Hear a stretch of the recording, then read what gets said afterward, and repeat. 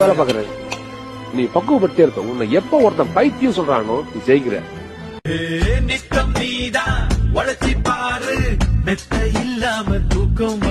உன் தொழிலை நேசி, உண்மையா நேசி, வேலை பார்த்துட்டே இரு. அது ஒரு நாள் உன் கோபுரத்தை குறைச்சிடும்.